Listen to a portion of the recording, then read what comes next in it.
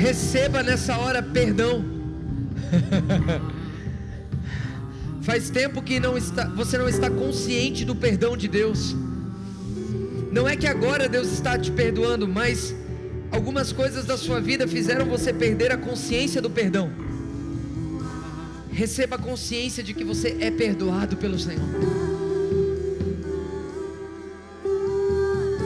Não é que Deus te perdoa hoje, não, Ele já te perdoou há 2000 anos atrás.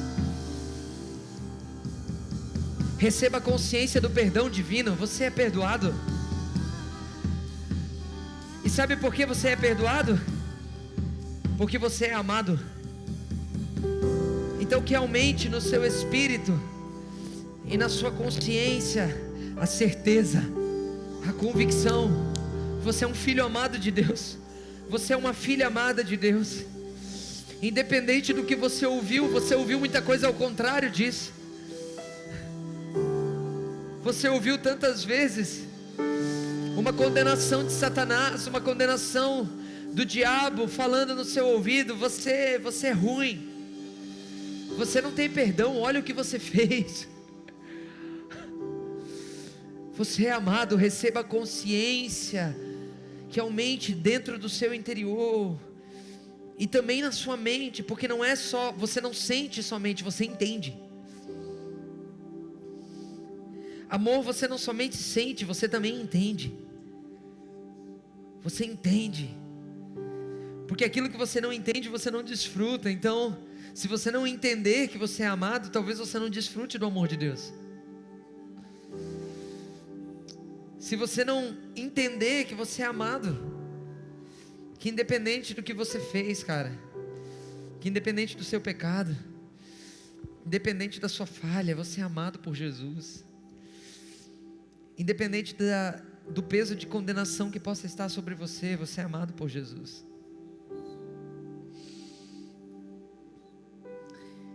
E se tem uma consciência que sempre aumenta, quando a consciência da presença aumenta, é a consciência e a certeza do seu amor. É a convicção de que você é amado por Jesus. A convicção de que você é amado por Jesus. Irmãos, eu preciso pregar, eu vou pregar debaixo desse ambiente. Pessoal do Welcome, eu vou fazer depois, tá bom, gente? Porque eu preciso pregar. Obrigado, meus amigos, eu sei que vocês estavam apostos aí, mas vamos fazer no final. No final eu vou dar alguns avisos importantes. E vou também fazer a parte dos visitantes, porque eu não posso perder esse ambiente. Eu preciso ministrar uma palavra ao seu coração. Nós estamos num ambiente da presença e da palavra.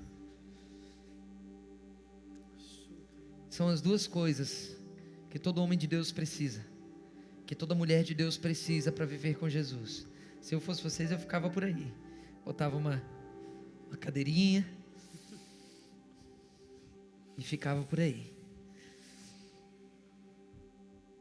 Duas coisas que todo homem e toda mulher de Deus precisam: é da consciência da presença e da palavra. Deus diz para Josué assim, ser forte e corajoso. Seja forte e corajoso. Obedeça ao livro da lei. Fale das palavras deste livro. Medite nas palavras deste livro todos os dias, e você será bem sucedido em tudo que você fizer. Não temas e não desanimes, porque o Senhor seu Deus estará contigo. Ele fala: ei, seja forte e corajoso. Por quê? Porque você tem a palavra que te orienta, a palavra que te guia. Lâmpada para os meus pés e luz para os meus caminhos é a tua palavra.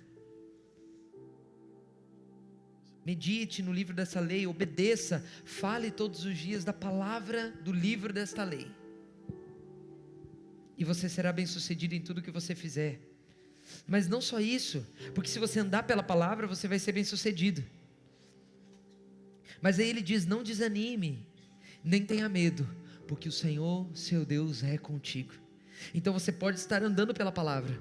Você pode ser um homem, uma mulher de Deus que está andando pela palavra de Deus.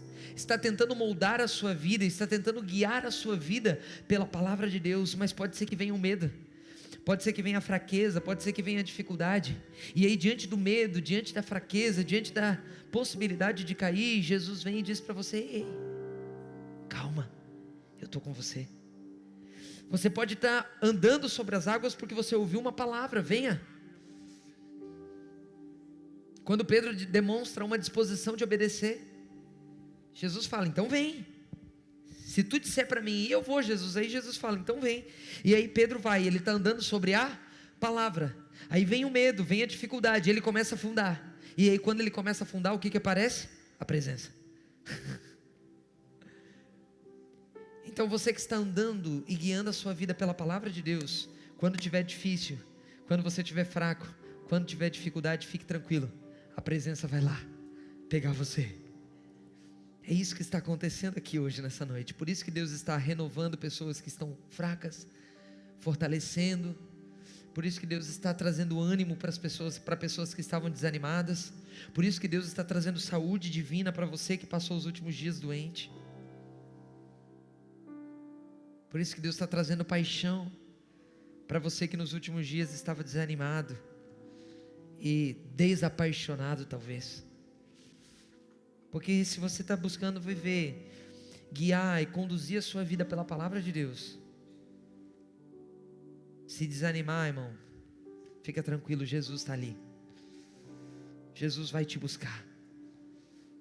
Jesus está no barco. Jesus está com você. Jesus está com você.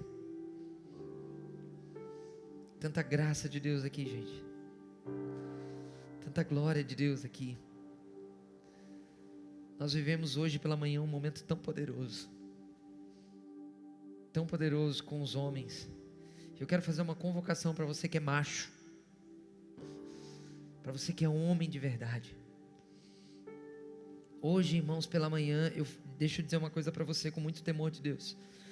Hoje pela manhã eu vivi uma das experiências espirituais mais poderosas dos últimos anos. Nós vivemos. Um pequeno grupo de homens, nós nos reunimos hoje de manhã para quê? Para tomar um café. Cada um trouxe alguma coisinha e a gente foi tomar um café. E aí Jesus visitou a gente. E eu vivi hoje pela manhã numa mesa com poucos homens, um cafezinho. Eu vivi, e eu acredito que se você perguntar para aqueles que estavam lá, depois pergunte para quem estava lá hoje pela manhã. Eu vivi uma das experiências espirituais mais poderosas dos últimos anos da minha vida. Esse dia eu vou lembrar desse dia. Hoje nós startamos algo de uma maneira diferente com os homens, com os jovens homens do MJ. Eu queria convocar você para participar dessa mesa. É uma mesa de discipulado. O que a gente fez? A gente se reuniu ao redor da mesa e abrimos a Bíblia. E no que abrimos a Bíblia e fomos andar pela palavra, a presença nos visitou e tivemos um momento de cura, um momento de confissão, um momento tão transformador, gente. E eu firmei um compromisso com esses homens e com você, se você também quiser fazer parte disso. Nós vamos mexer no que for preciso para adaptarmos a nossa agenda, para nós estarmos mais juntos com os homens. Por quê? Irmão, quando um homem se posiciona de verdade no Senhor, tudo muda. Muda seu casamento, muda sua casa, muda sua família, muda sua vida profissional. Quando um homem se posiciona de verdade, pastor, é porque o homem, não, a gente também está fazendo, e vamos startar ainda mais o trabalho com as meninas. Mas hoje nós tivemos um momento que foi um start. Eu queria convocar você. Convocar, pastor, eu queria convocar você, homem. Quantos homens nós temos aqui? Levante a mão, por favor. Glória a Deus. eu queria convocar você e convidar você para viver essa mesa com a gente. É algo completamente diferente talvez do que você viveu. Não é um culto, não é um mini culto, não é... É uma mesa de cura, de discipulado, de instrução. Porque homens posicionados, irmãos, eles mudam tudo. Eles mudam sua cidade, eles mudam sua nação. Irmão, tem muitas mulheres, moças, sofrendo por aí, porque os homens não estão posicionados. Mulheres que têm que carregar fardos que não são delas. Mulheres que têm que carregar coisas que não são delas. Que têm que se preocupar com coisas que elas não precisam se preocupar. Porque nós não nos posicionamos muitas vezes. Porque nós não nos colocamos, porque nós não somos homens da palavra e da oração. Homens da devoção e da instrução. Homens da presença e da palavra. E muitas vezes nós estamos travando nossas esposas, às vezes namoradas, noivas. Estamos travando, pastor, às vezes estamos travando o crescimento delas, o desenvolvimento delas. E de verdade, irmão, todos sabem aqui o quanto eu me motivo e me empolgo muito. Nós somos aqui no Evanjovem um dos maiores apoiadores do ministério feminino. Nós temos mulheres cheias aqui de dons, talentos incríveis, não só ministeriais, na vida. Nós cremos, e eu não estou falando daquela coisa, vou usar o termo que eu acho que vai ser muito claro para todo mundo. Eu não estou falando de uma masculinidade tóxica. Não estou falando de uma masculinidade tóxica, não. Estou falando de homens posicionados no Senhor. Homens reais, homens de verdade, homens que são sólidos, não são de plástico. Homens que não se dobram diante das circunstâncias da vida, que não se dobram diante dos obstáculos da vida. Homens que os obstáculos para eles só servem para uma coisa: serem superados. Isso vai preparar ainda mais um ambiente para que as mulheres ao nosso redor, as nossas esposas, se você já é casado, se você não é ainda, em nome de Jesus, aproveita essa unção para pedir para Deus um namorado, uma namorada. Aproveita essa unção para pedir para Deus, né? Ai, que Jesus está tão perto que é capaz dele ouvir sua oração. Mas sabe, então eu queria convidar você, homem. De verdade. Pastor, e quando que vai ser o próximo encontro? Essa próxima mesa já vai ser nessa quinta-feira. Porque na última quinta-feira de cada mês, nós temos um momento só de discipulado com os homens e só de discipulado com as mulheres. Nós separamos. E é nessa quinta-feira agora que nós vamos fazer. Então fique ligado nas nossas redes sociais. Fique ligado no grupo do Família MJ. É nessa quinta-feira, às 20 horas. Vai ser... Tu já reservou lá? Não reservou ainda? Vai reservar, né? Vai ser lá no... Eu já vou profetizar. No Residencial Jardim das Águas. Nós vamos ter um tempo lá. Irmãos, um ambiente maravilhoso. A gente vai separar meninos, meninas. E a ideia dessa quinta-feira nós vamos... Porque a quinta-feira é o nosso dia de PG. Então vai ser quase que um PGzão. Mas assim, nós vamos juntar todo mundo para comer junto. E aí vamos separar para o tempo de discipulado e para o tempo de mesa. Então nessa quinta-feira, você homem, eu queria convidar você para o discipulado dos homens. Pastor, eu quero entrar nessa mesa. Irmãos, deixa eu falar uma coisa para você. Essa mesa, ela é uma mesa de aliança. Ela é uma mesa de compromisso com os homens. Nós fizemos hoje uma aliança. Eu me comprometi, nós nos comprometemos a ajudar uns aos outros nas fraquezas, dificuldades, lutas, e potencializar, fortalecer uns aos outros. Então, se você decidir participar dessa mesa, é tipo você vai entrar por uma parada de aliança. Eu estou explicando bem para fazer sentido para você. Você vai entrar numa parada de aliança. Você vai entrar num ambiente seguro. Nós tivemos uma manhã de confissão de pecados. Tivemos uma manhã de fortalecimento mútuo, irmãos. Eu estou ainda chocado com o que eu vivi essa manhã. E eu queria convidar você para participar desse movimento. Pastor, eu quero participar desse movimento de discipulado com os jovens homens. Como eu faço? Primeiro você vai quinta-feira. Só que se você já quiser assumir um compromisso mesmo, fica de pé, Nelson. Eu queria que você olhasse para o Nelson. Todo mundo está vendo o Nelson? Esse é o Nelson. O Nelson é quem está coordenando esse movimento do Mevan Jovem. E você vai procurar ele no final do culto e vai pedir para entrar no grupo do discipulado com os homens. Tá bom? Nós já estamos fazendo, mas hoje de manhã virou uma chave. Hoje de manhã a gente startou algo diferente. Uma coisa que eu vou estar absolutamente comprometido com isso. Absolutamente comprometido com isso. Eu vou estar absolutamente comprometido em nós formarmos essa geração de homens. E mulheres, vocês me agradeçam depois. Moças, vocês nos agradeçam depois. Se você tem um namorado, noivo, ou seu marido, e ele está de migué, pressiona. Vai fazer o discipulado. Nós vamos te entregar outro homem. Estou te falando sério. E não estou brincando. Parece dizer, nós vamos entregar para você outro homem. Sério mesmo. Arrasta para cima.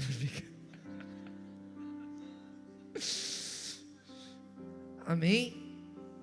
Então, você que é esposa, noiva ou namorada, olha para o seu noivo, namorado, o marido, se tiver aí, e fala para ele, vai fazer parte do discipulado de noivos, do discipulado de homens. Noivos é depois. Noivos é depois, quando você noivar, ou, né? Jesus, é tanta unção aqui que tem que cuidar. Amém? Se você quer participar desse movimento, pastor, e as meninas? E as meninas? Está sendo preparado algo top para vocês também. E você vai procurar no final do culto, se você quiser entrar no grupo, a pastora Steph, o meu amor. Fica de pé para quem não te conhece, meu amor. Coisa mais linda. Tá de laranja. Tem compromisso hoje à noite, bebê? Mulher linda, meu Deus. Oh, sou tão apaixonado por você, sabia? Amo tanto você. Você é minha vida. Eu não poderia ser um homem mais feliz e mais grato ao Senhor por ter você. Sério. Irmão, uma mulher alinhada, irmão. Eu não sei onde eu estaria. Nós não estaríamos aqui. Nós não estaríamos vivendo nada do que vamos viver. E do que estamos vivendo, se não fosse você, sua força, sua garra. Tantas vezes, irmãos, às vezes as pessoas não sabem, mas eu sou muito intenso em tudo que eu faço.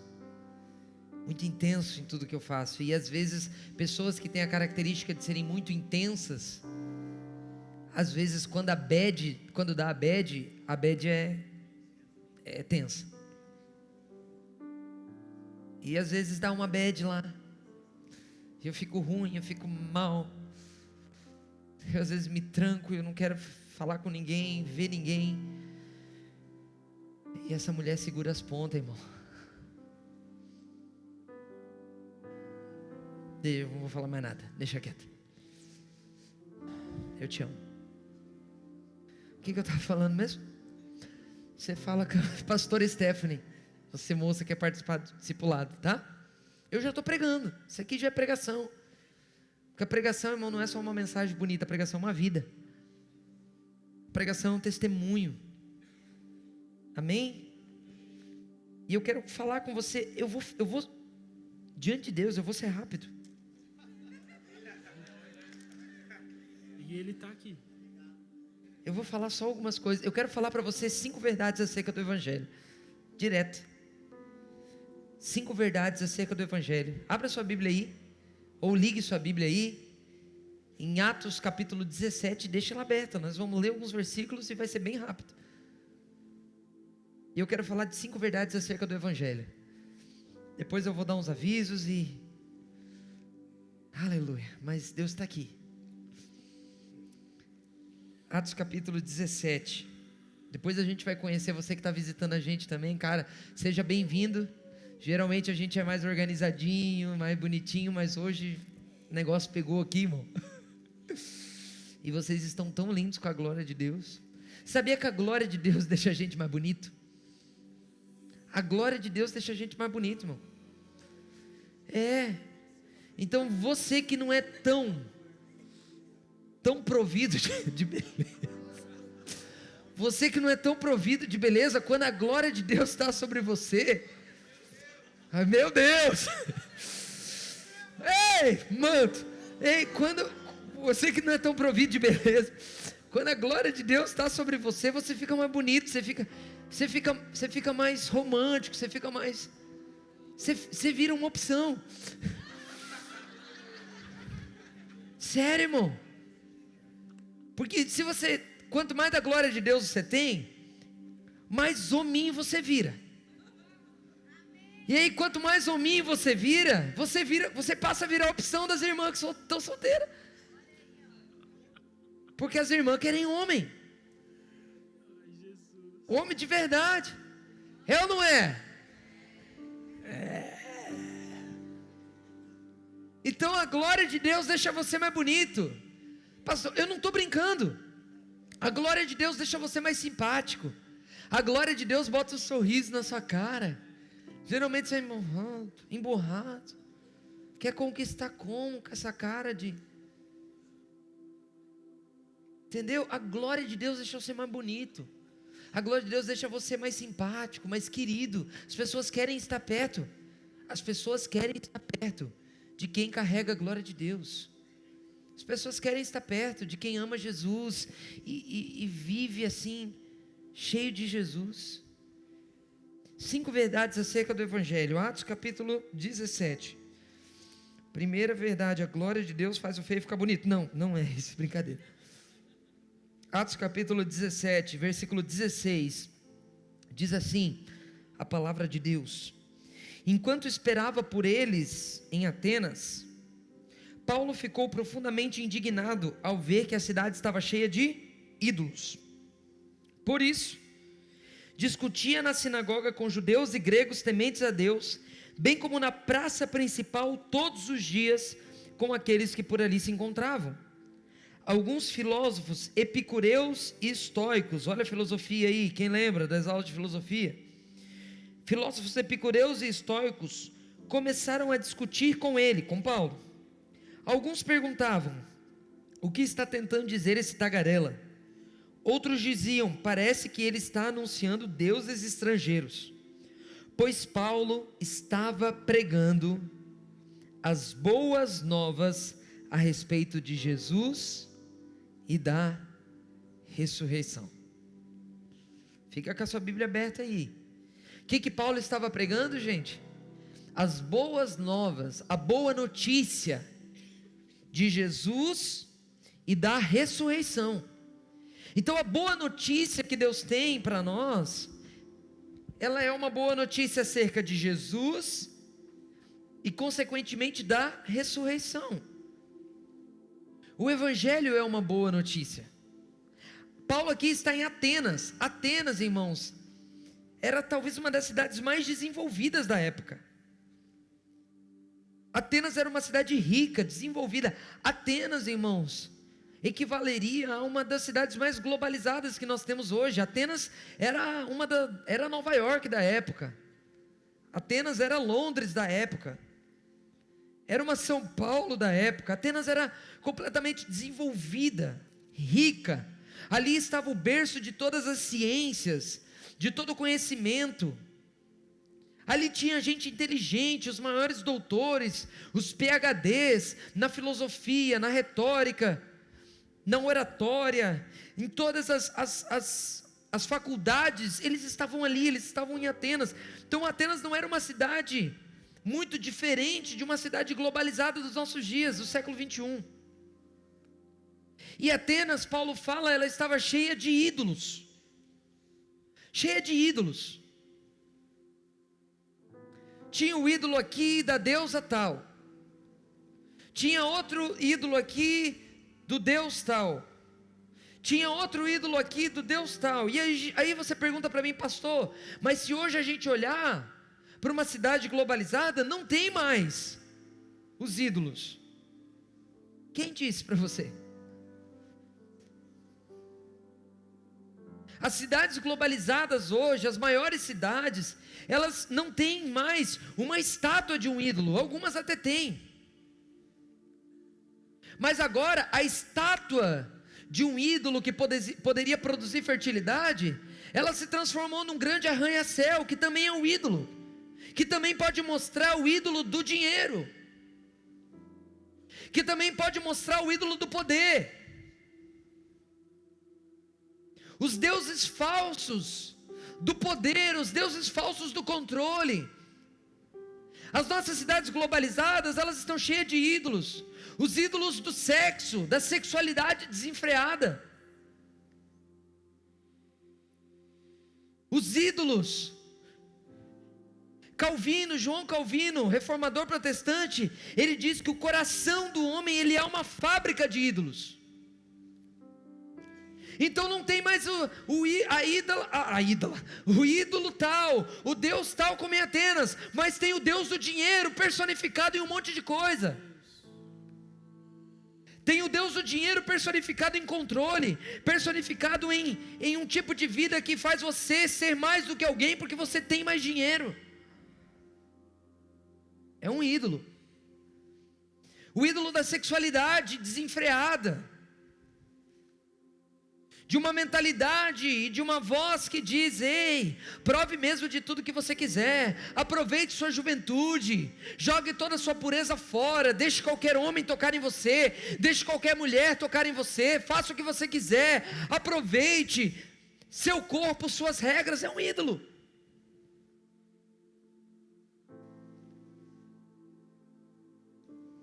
Se relacione com quantos parceiros você quiser, porque é um ídolo, você não percebe, mas você está adorando a um ídolo, o ídolo do sexo, o ídolo da mentalidade caída das coisas.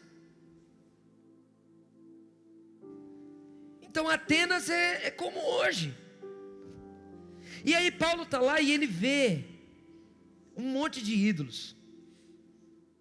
Ele vê um monte de ídolos. E é interessante que Paulo, a Bíblia diz que Paulo discutia com os gregos, os filósofos.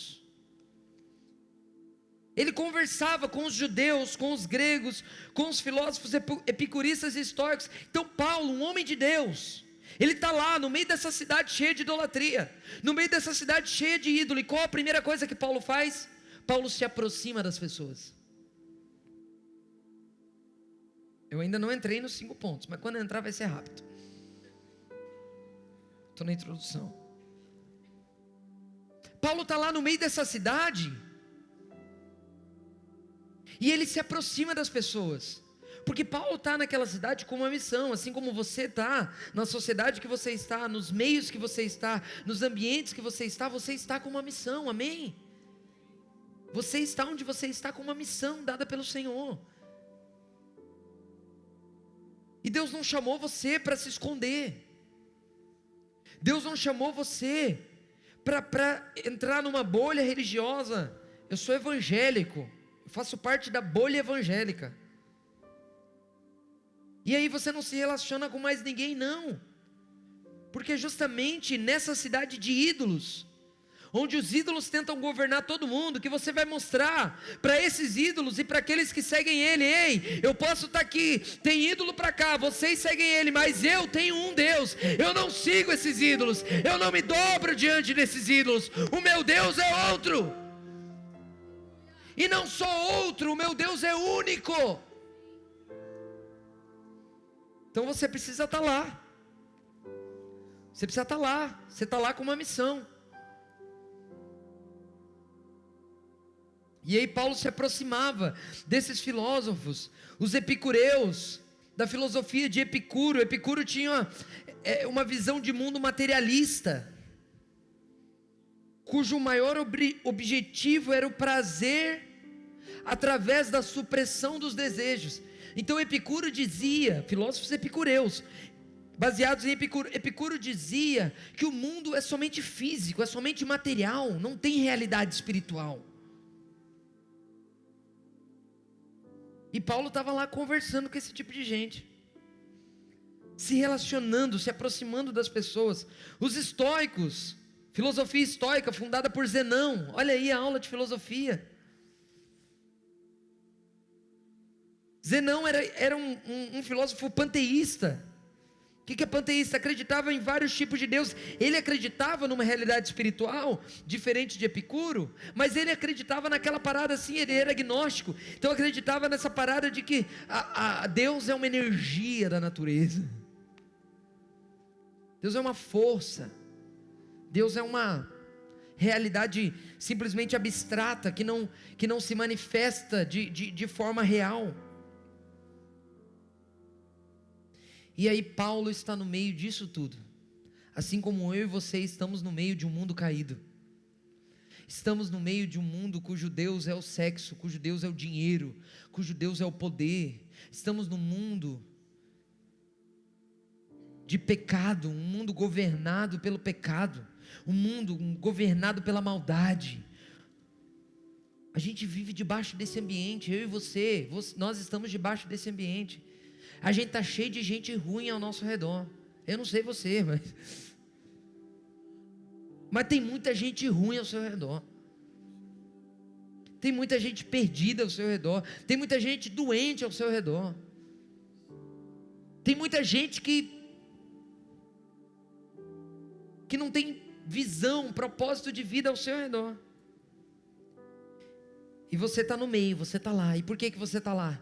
A Bíblia diz que Paulo anunciava o Evangelho. Paulo estava lá para dar uma boa notícia.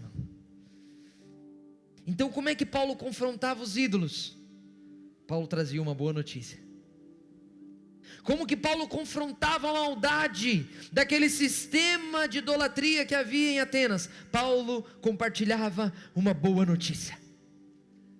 E que boa notícia é essa? De Jesus e da ressurreição. E o que esse evangelho causa? O que é esse evangelho? O que é essa boa notícia que Paulo estava declarando, que Paulo estava dizendo? E aí Paulo é extremamente estratégico, porque daí ele olha um altar lá, que tem uma plaquinha assim, ao Deus desconhecido. E aí ele fala assim, cara, eu vou usar isso aqui para tentar falar com eles. Porque daí Paulo começa a falar. Olha que interessante, versículo 19. Então o levaram a uma reunião do Areópago, onde lhe perguntaram, podemos saber que novo ensino é esse que você está anunciando? Ou seja, Paulo, o que é isso que você está falando? Que boa notícia é essa? O que você está querendo falar, cara?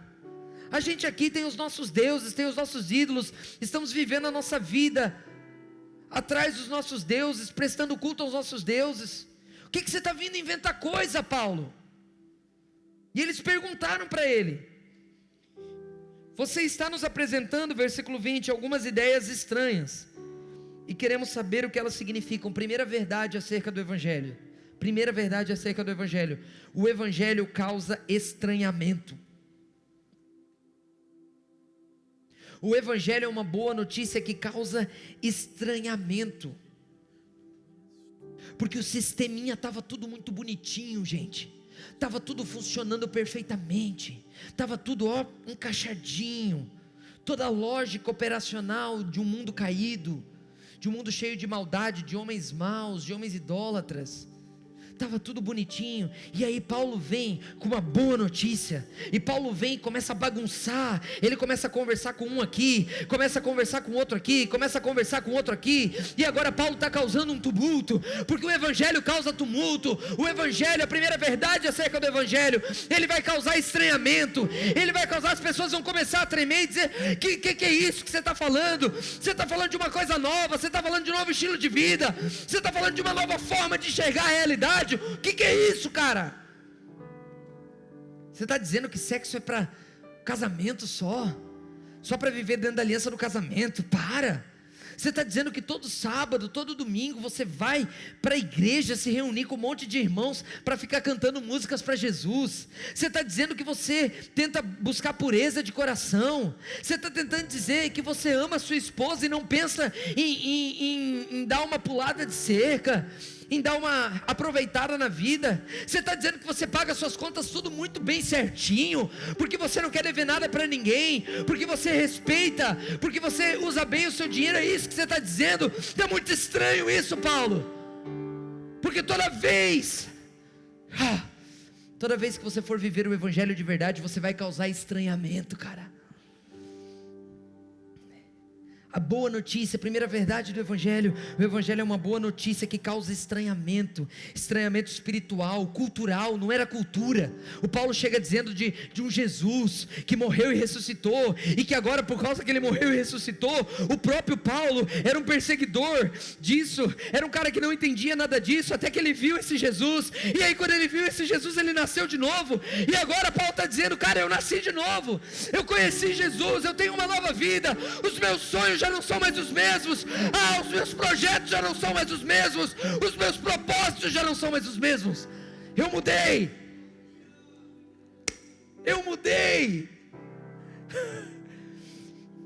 E toda vez que você muda e passa por uma mudança profunda e transformadora dentro de você, você vai causar estranhamento ao seu redor.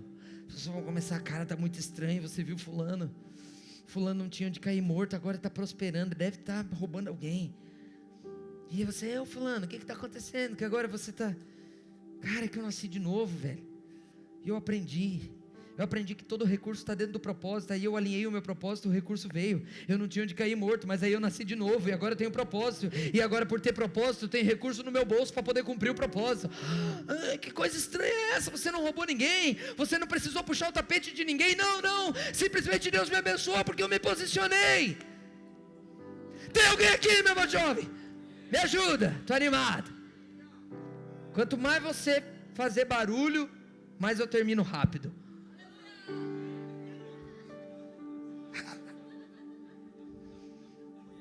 Peguei você agora. Tu fica de boa aí.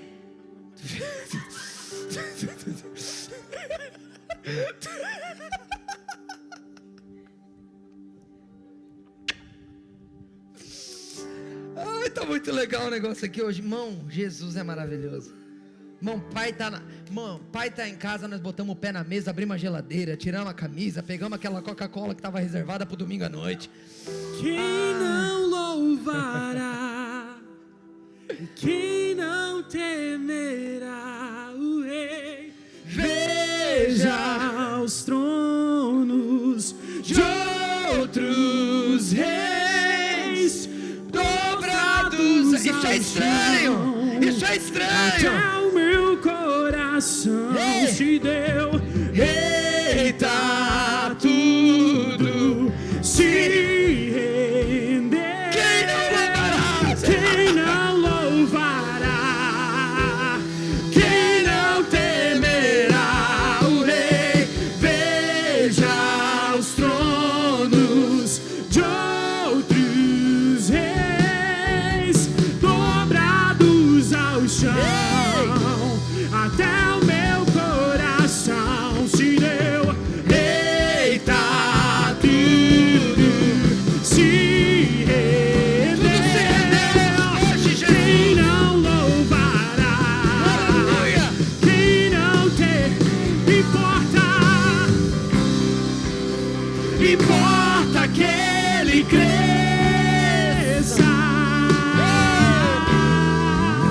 maior que toda a sombra que a gente projetou.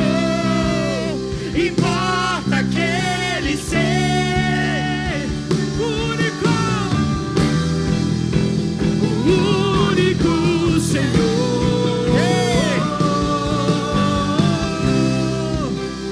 Importa que Causa um estranhamento por causa do estilo de vida que um filho de Deus nascido de novo adota. Isso é estranho, mano. Isso é estranho. Agora, se a nossa vida não tem causado estranhamento, as pessoas não têm olhado e dizendo assim, velho, está diferente isso aí, tem alguma coisa fora. Por isso que ele diz assim, Paulo, você está ensinando para nós umas coisas estranhas. E os caras eram inteligentes, mano. Os caras eram inteligentes.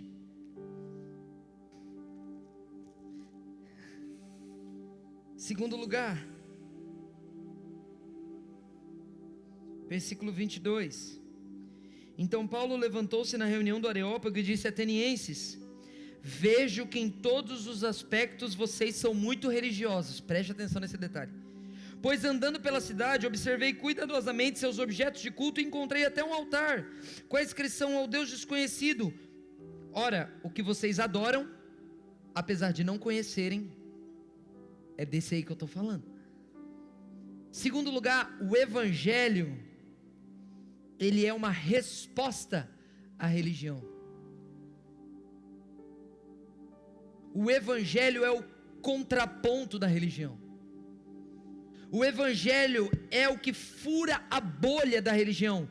Porque ele tá pregando para um povo e diz assim, ó, vocês são muito religiosos. Vocês dizem que adoram a Deus. E aí a Bíblia diz que Paulo estava falando para judeus, gregos, tementes a Deus. Tementes a Deus.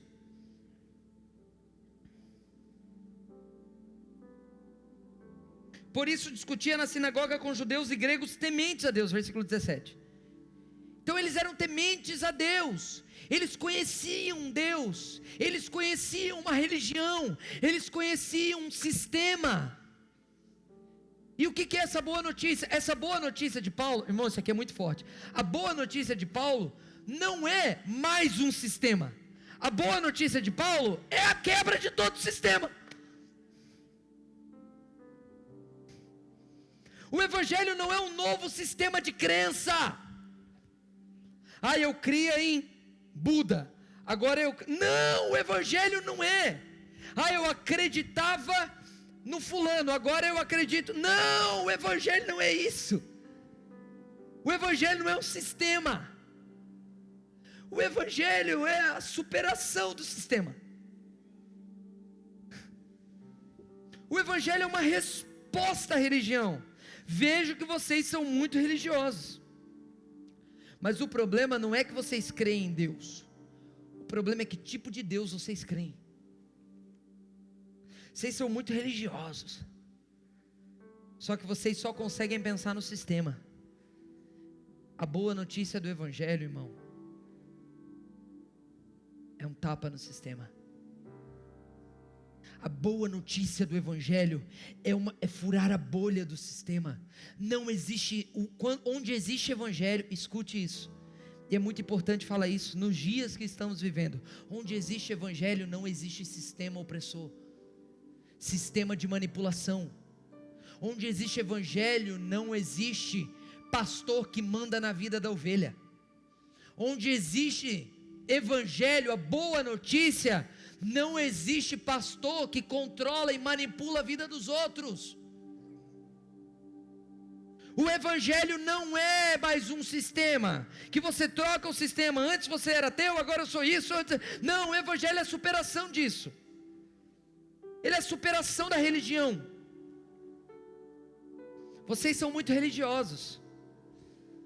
E o que é religião? Eu gosto de uma definição de religião de um teólogo latino-americano chamado Otto Maduro. Olha a definição de religião dele, abre aspas: religião é um conjunto de discursos e práticas referentes a seres anteriores ou superiores ao ambiente natural e social, em relação aos quais os fiéis desenvolvem uma relação de obrigações e benefícios. Religião, sistema, conjunto de discurso, prática, sistema, sobre seres superiores, divindade, energia, Buda, Deus, o que você quiser chamar, com os quais os fiéis desenvolvem uma relação de obrigações e benefícios. Eu faço isso, ele me dá aquilo. Isso é religião. O Evangelho é a superação disso. Você consegue entender? Não, Deus, eu desenvolvo obrigações e benefícios. Eu vim no culto de sábado, então Deus vai me abençoar na semana. Eu dizimei esse mês, então eu vou ficar rico mês que vem. Pô, não dizimei esse mês, Deus vai fazer eu bater o carro. Irmão, isso não existe.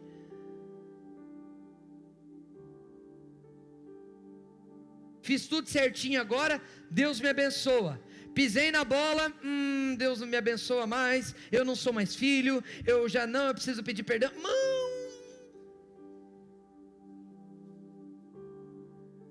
Isso não é o Evangelho. O Evangelho, ele é a superação da religião. O Evangelho, a boa notícia, supera todo o controle humano. Onde há Evangelho de verdade, não há controle, não há manipulação, não há opressão, não há beijo meu anel, não é você só fala comigo se você me trazer uma oferta. Para o inferno com esses homens. Homens que brincam com a glória de Deus, irmãos. Ófine e Finéias, o fim de Ófine e Finéias é morrer em batalha. Homens que brincam com a glória de Deus. O Evangelho é a superação disso. A boa notícia vem para dizer: você é livre em Jesus Cristo. A boa notícia vem para dizer: ei, você não está dentro do sistema, você agora é livre. Eu sou livre, então eu posso fazer o que eu quiser. Você é preso. Quem entendeu? Pastor, eu sou livre, então agora eu faço o que eu quiser. Você é preso, porque só faz o que quer quem é preso ao seu ego. O Evangelho te libera de tudo, inclusive de você mesmo. Alguém está me entendendo aqui, meu irmão jovem? O Evangelho te libera de tudo, te liberta de tudo, inclusive de você mesmo, do seu ego. Terceiro lugar, estou acabando, só falta 2. Depois do terceiro vai faltar 2. Versículo 24. Paulo começa a falar lá e diz assim: ó, o Deus que fez o mundo e tudo que nele há é o Senhor dos céus e da terra, e não habita em santuários feitos por mãos humanas. Presta atenção aqui. Ele não é servido por mãos de homens, como se necessitasse de algo, porque Ele mesmo dá a todos a vida, o fôlego e as demais coisas. Terceiro lugar, o Evangelho é a superação da idolatria do coração. Por quê? Porque Ele não habita em santuários feitos por mãos humanas. Jesus não habita nesse prédio aqui, irmão. Jesus habita no seu povo. Jesus habita em mim e em você. Eles estavam cheios de obras, de prédios feitos por mãos humanas. Aí Paulo diz assim, ó: o Deus que fez tudo, o Deus verdadeiro, o único, Ele não habita nessas coisas que vocês fazem aí para eles, para Ele não. Irmão, isso aqui é sério. Você já imaginou o apóstolo Paulo vindo pregar nas nossas maiores conferências? E aí o irmão apóstolo Paulo vai trazer a palavra. Pai do Senhor, irmão. Ei, você sabia que Deus não está em um monte de coisa que você faz para Ele? Ai, que pregação boa. Um monte de coisa que você faz para Ele dentro de um sistema. Deus não está nisso aí. Irmão, Deus pode não estar no culto que você presta para Ele. Porque se você presta um culto sem a consciência dEle, da sua presença, e derramando sua alma e coração diante dEle, está prestando um culto para viver uma relação de obrigação e benefício, tipo, eu vou prestar o meu culto para Deus fazer alguma coisa por mim, Deus não está nisso aí, velho.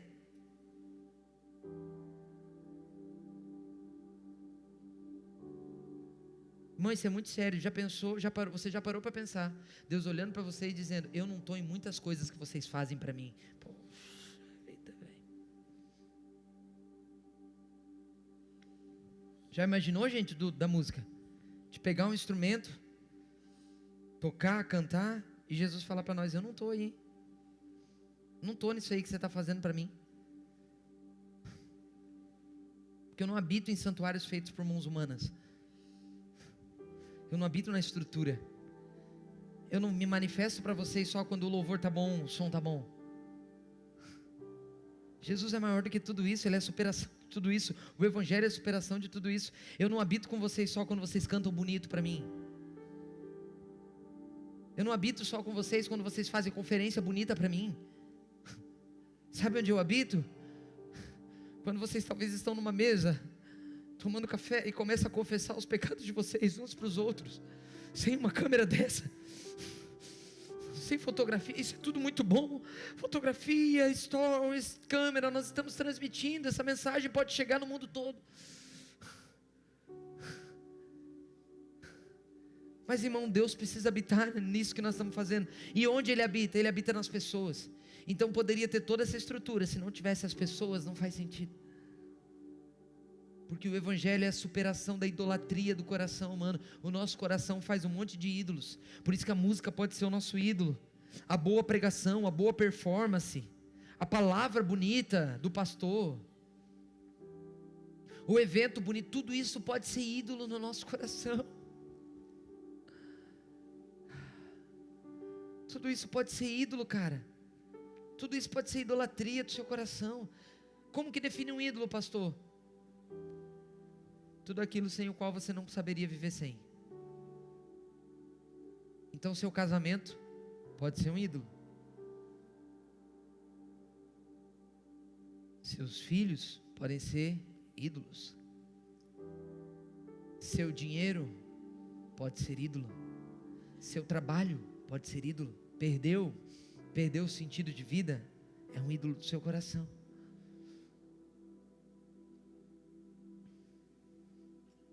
Quer saber se você não está seguindo deuses idólatras? Você pode perder aquilo.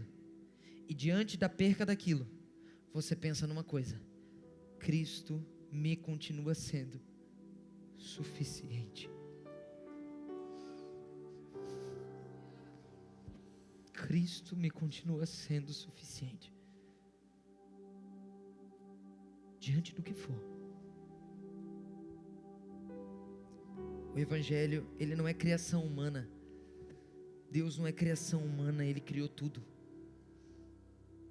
Tudo é dele, Ele não precisa de nada de nós. Ele não precisa de nada de nós. Tudo que a gente entrega para Ele é por amor e gratidão. Nós estamos aqui, nós devemos estar aqui todo sábado, por amor e gratidão. Quarto lugar, estou acabando.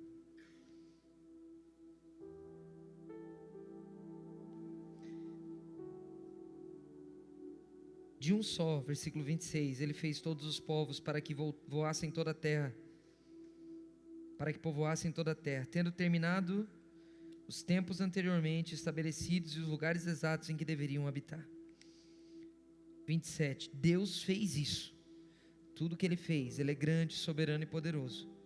Deus fez isso para que os homens o buscassem. E tateando, pudessem encontrá-lo, embora não esteja longe de cada um de nós. Quarto lugar, o Evangelho, a boa notícia do Evangelho, ela revela que Deus está perto de nós e quer que nós o busquemos.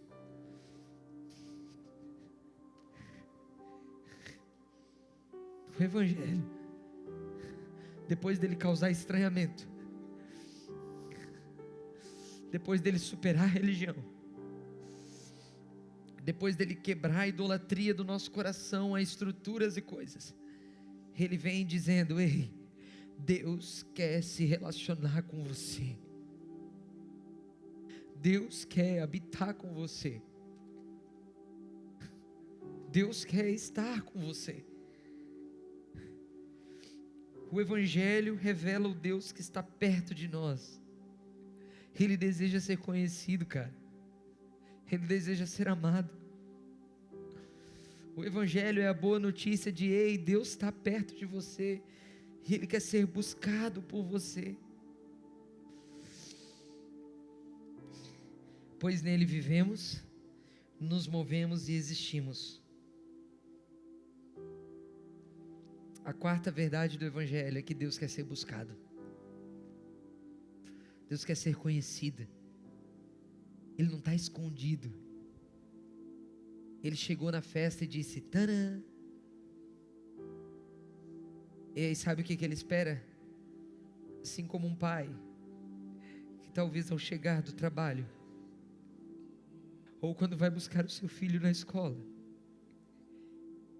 ele espera que quando o seu filho olhe para ele, ele pode estar longe, mas ele espera que seu filho saia correndo e pule no colo dele, e dê um abraço bem forte, e dê um beijo bem forte, e comece a contar do dia dele, e comece a falar o que ele aprendeu na escola, e comece a falar o que ele brincou, ainda que pareça irrelevante. Mas Deus é esse pai que chegou na festa, que foi buscar o filho na escola, que chegou em casa depois do trabalho e diz: ei, papai chegou, e ele espera que você corra para ele. Ele espera que você corra para ele, se jogue nos braços dele.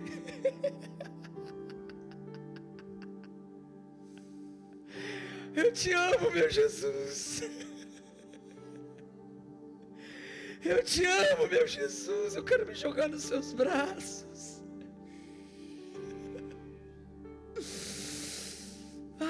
Irmão, diante de um ambiente desse, Jesus só diz: eu estou aqui, me busque, me ame, fale alguma coisa para mim, peça alguma coisa para mim. Eu penso que Deus, num ambiente como esse, Ele fala: ei, peça alguma coisa para mim, eu estou aqui.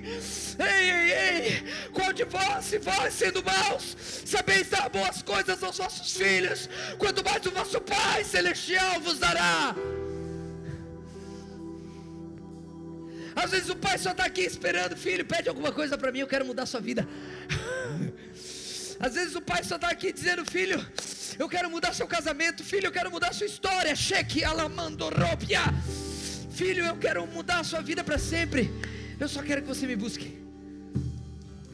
Aí Paulo está no meio daquela confusão toda dizendo assim: ei, a boa notícia é, vocês estão adorando um Deus que vocês acham que está longe, vocês estão adorando um Deus que vocês acham que está lá, e aí vocês precisam prestar um tipo de sacrifício para o Deus que está lá vir aqui. Mas a minha boa notícia para vocês é: Ele não está lá longe, Ele está aqui. Ele não está quando a música é boa, Ele está dentro de você, irmão. Ele não está quando a adoração é boa, Ele está aí no seu coração, Ele está aí no seu espírito, queimando algo dentro de você.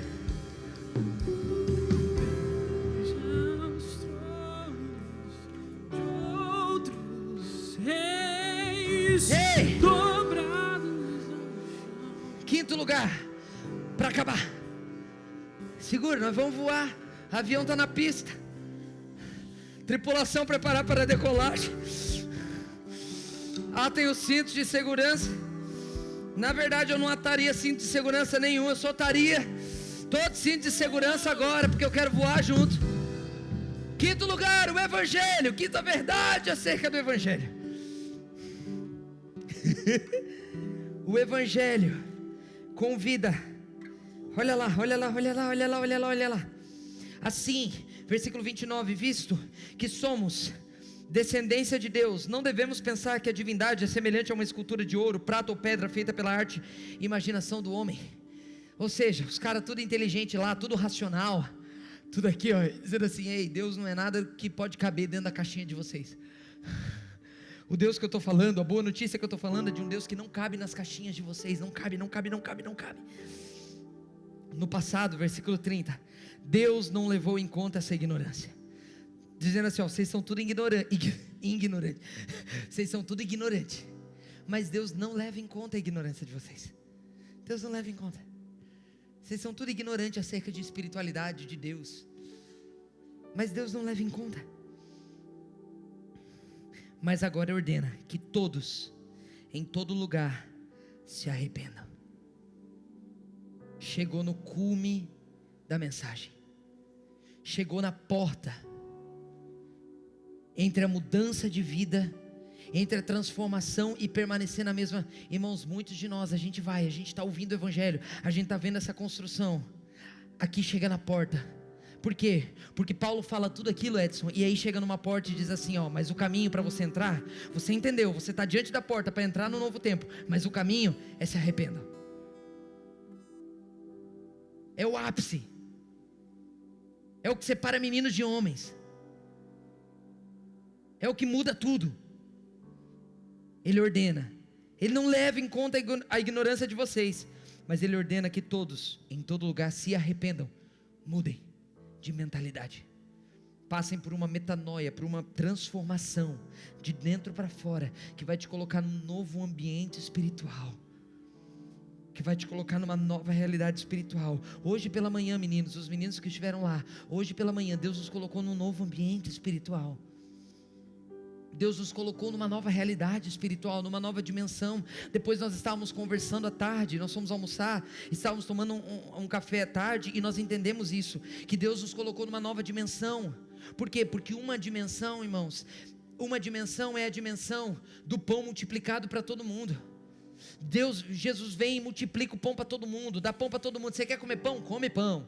Você quer comer, você está com fome? Come. Você precisa ser abençoado? Seja abençoado. Você precisa de uma esposa? Toma a esposa. Você precisa de um marido? Toma um marido. Você precisa de um novo emprego? Toma. Deus não tem problema, Ele é dono de tudo isso. Aí Ele dá tudo isso para você. Aí Ele passa, João capítulo 6, aí Ele passa para o outro lado do rio. Ele passa para o outro lado do rio, a multidão vai atrás dele. Por quê? Porque a multidão quer pão. Multidão sempre quer pão, irmão. Multidão não se sacia. Multidão come pão agora, quer pão de novo amanhã, e quer mais pão. Multidão, Deus abençoa com R$10 agora, amanhã Ele quer 1.000. Deus abençoa com o carro novo agora, amanhã Ele quer o outro mais novo ainda. Deus abençoa com uma casa, agora Ele quer uma casa maior.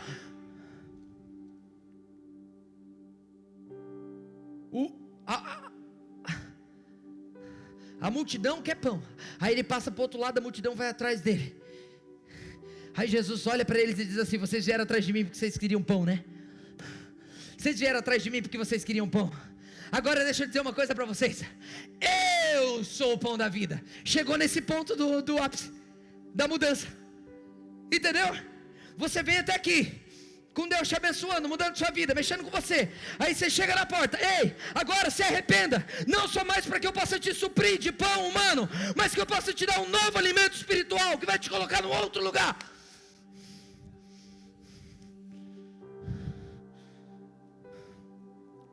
Aí Jesus começa a falar: o meu corpo é verdadeira comida, o meu sangue é verdadeira bebida. Quem come de mim, por mim viverá. Aí ele leva a conversa para outro lugar. Sabe o que ele faz, João? Ele eleva o padrão de espiritualidade. Ele eleva, Ifta, ele bota em outro lugar.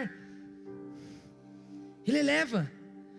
Agora é hora de comer do pão da vida. Beleza, eu te abençoo, eu faço as coisas por você, mas agora eu quero te levar para outro lugar, macho. Quero te levar para outra dimensão, quero te levar para outro entendimento. E aí o discurso começa a ficar duro. Por quê? Porque nem todo mundo quer passar essa porta do se arrepender para viver essa nova realidade espiritual. Entendeu? Todo mundo quer ficar do lado de cá.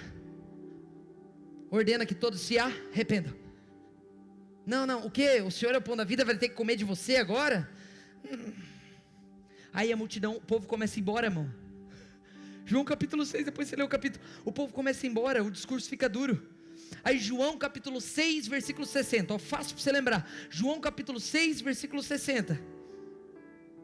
O discurso está duro, o povo começa a ir embora. Aí os discípulos chegam para Jesus assim: ô mestre, o discurso ficou duro. Disseram: duro é este discurso, quem o pode ouvir? Ô mestre, o discurso está ruim. Quer dizer, o discurso, pastor, o discurso está diminuindo a igreja. Pastor, o discurso está fazendo a arrecadação baixar. Aí você pensa assim: Jesus vai dar uma melhorada no discurso, né? 61. Mas Jesus, sabendo por si mesmo que eles murmuravam a respeito de suas palavras, interpelou-os dizendo: isso vos escandaliza? Que será, pois, se virdes o Filho do Homem subir para o lugar onde primeiro estava? 63. O Espírito é o que vivifica, a carne para nada aproveita. A carne para nada aproveita. As palavras que eu vos tenho dito são espírito e são vida. 64. Contudo, há descrentes entre vós, pois Jesus sabia desde o princípio quais eram os que não criam e os que haviam de trair. E prosseguiu: por causa disso é que vos tenho dito, ninguém poderá vir a mim, se pelo Pai não lhe for concedido. À vista disso, muitos dos seus discípulos o Chegaram na porta e voltaram. Então perguntou Jesus aos seus 12. Traduzindo, vocês querem ir também?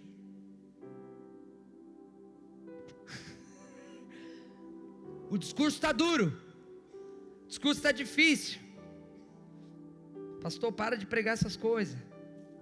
O povo está indo embora.